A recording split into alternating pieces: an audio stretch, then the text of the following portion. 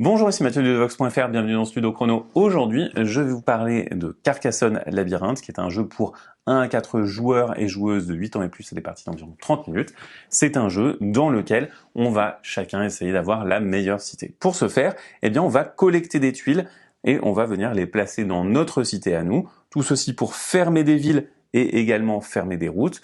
On va venir collecter des jetons, soit des jetons trésors, soit des jetons blasons, en fonction des éléments qui sont sur les zones qu'on est en train de fermer. Pour ce faire, on va interagir avec ce labyrinthe. Vous voyez que ce labyrinthe, il est également constitué de tuiles qu'on va pouvoir bouger. On va avoir les lignes qui ont des flèches bleues qui vont pouvoir bouger, qu'on va pouvoir faire coulisser. À chaque fois qu'on fait sortir une tuile, on va pouvoir la collecter et la placer dans notre ville. Voilà pour le grand principe du jeu. Maintenant, comment est-ce qu'on joue? À mon tour, je vais décider d'une ligne ou d'une colonne à faire bouger. Par exemple, ici, je vais choisir de faire bouger comme ceci. Je vais donc récupérer une tuile de la pioche, je vais la regarder et l'orienter dans le sens de mon choix, et ensuite, je vais faire coulisser. Ensuite, je vais déplacer mon meeple. Je suis jaune, je vais donc me déplacer le long des chemins. J'ai tout à fait le droit de traverser les bois. Pourquoi est-ce que je me déplace? Je me déplace pour atteindre mon trésor. En effet, on va tous et toutes avoir une pile de tuiles avec des trésors. Vous voyez que ici, on a divers trésors qui sont placés au pourtour du plateau. Moi, j'essaye d'atteindre la souris qui est là. Malheureusement, avec mon déplacement, je pourrais me rendre jusque là, mais je pense que je vais m'arrêter ici parce que, tout simplement, ça sera plus facile d'atteindre ici. Une fois que j'ai fait tout ça, je récupère ma tuile et je vais venir la placer. Lorsqu'on place une tuile, on va devoir la placer orthogonalement adjacente à l'une de nos tuiles, mais attention, on doit respecter les dessins des tuiles. Par exemple, ici, si je place un côté contre un autre, je suis obligé de respecter. Donc, vous voyez qu'ici, j'ai une route qui est bien continue. Je n'ai pas le droit de faire venir cette route comme ceci ou de faire ceci. Par contre, j'ai tout à fait la possibilité de changer l'orientation de ma tuile pour ce faire. Et ici, vous voyez que je viens de fermer une ville, c'est-à-dire que j'ai une ville qui est entièrement entourée de murailles. Lorsque c'est le cas, pour chaque symbole qu'il y a sur cette ville, je vais soit le recouvrir d'un blason si c'était un blason, si c'était un symbole trésor, je vais le recouvrir d'un symbole trésor.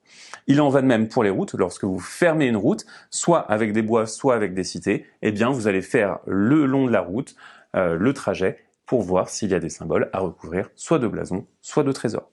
Une fois que vous avez fait ça, vous avez terminé votre tour. On peut passer au tour de la joueuse suivante. La joueuse suivante, elle a très envie d'atteindre la bourse. La bourse, elle se situe ici. Vous voyez qu'il y a un mouvement assez simple qui va lui permettre de l'atteindre, c'est de pousser comme ceci. Elle va donc piocher une tuile, venir la placer, et ensuite elle va déplacer son meeple là. Elle va indiquer qu'elle a la bourse en la révélant, et ainsi, à la fin de son tour, elle repiochera une nouvelle tuile. Elle va donc placer ces deux tuiles comme ceci, et donc elle va essayer d'avancer sur cette route. Vous voyez que elle a tout à fait la possibilité de le faire. Lorsqu'elle aura fermé la route, elle va marquer un blason et ici, elle va récupérer également un jeton bourse qu'elle va venir placer là. Une fois qu'elle a terminé son tour, elle récupère une nouvelle tuile qu'elle place derrière son porte-tuile. On va jouer comme ceci de tour en tour, donc on va venir agrandir notre ville, et une fois qu'on a joué 10 tours, la pioche de tuiles sera vide, alors il sera temps de compter nos points. On va tout d'abord compter notre majorité. Vous voyez qu'ici on a un objectif de majorité. La personne qui a le plus de jetons blasons chez elle va pouvoir prétendre à placer la couronne sur sa pile. Alors vous allez empiler tous les jetons que vous avez eus, toutes les tuiles que vous avez eues. Donc ici, admettons que j'ai eu beaucoup de jetons blasons, je vais venir les empiler. J'ai également eu quelques objets, ils n'ont pas tous la même épaisseur. Et je vais donc, puisque je suis le premier sur les blasons, venir placer ceci.